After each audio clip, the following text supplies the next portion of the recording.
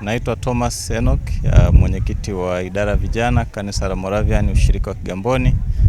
Leo ilikuwa ni siku maalum katika ushirika wetu na katika kanisa la Moravian Tanzania, siku ya maadhimisho ya sikukuu ya vijana kwa mwaka 2025.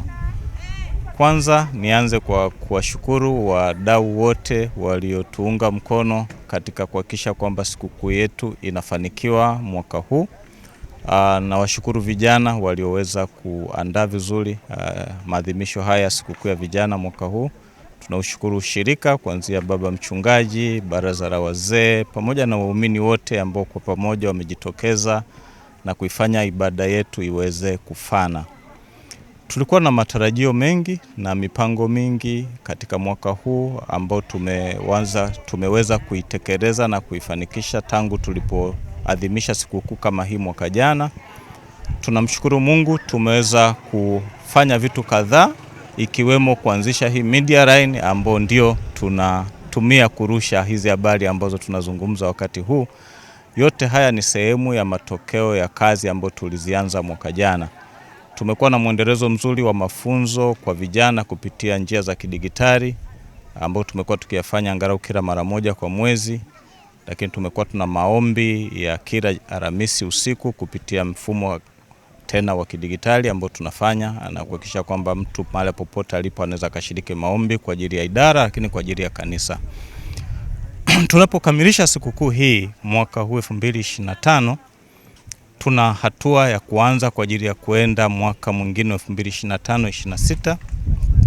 Na katika mwaka huu wa 25-26 tunatarajia Mungu atatupa neema kufanya na kutekeleza vitu vingi, ikiwemo kwenda hatua ya pili ya utekelezaji wa media service hizi ambazo tumeanza nazo. Tunatarajia kwenda kwenye scope ya multimedia service ambayo itatupa namna ya kutanua wigo wa kutoa hizo huduma, lakini wigo wa kuingiza kipato kama idara vijana. Lakini tunatarajia kuendeleza kutia mkazo katika mafunzo yale ambayo tulianza kuyafanya toka mwaka jana ya stadi za maisha, ujasiriamali, kujitambua pamoja na kukaa sawa kimfumo wa kitaaluma, hasa kwa vijana walio sekondari na katika vyuo ambao wanatarajia kuingia katika soko la ajira muda si mwingi. Katika yote hayo tunategemea ushirikiano mkubwa kutoka kwa vijana, tunategemea ushirikiano mkubwa kutoka kwa uongozi wa kanisa, lakini tunategemea ushirikiano mkubwa kutoka kwa wadau mbalimbali ambao tutawaita mara kwa mara kuweza kuungana nasi na kushikana nasi mkono katika kuhakikisha kwamba mipango ya vijana inaweza kutekelezeka kwa viwango. Mungu awabariki sana. Tuendelee kumtumikia Mungu, tuendelee kushikamana kama vijana, lakini tutakapokutana tena majira kama haya mwakani tuwe tuna mengi zaidi ya kumtukuza Mungu kwa jinsi alivyoweza kutufanikisha katika msimu huu mwingine mpya. Mungu awabariki sana.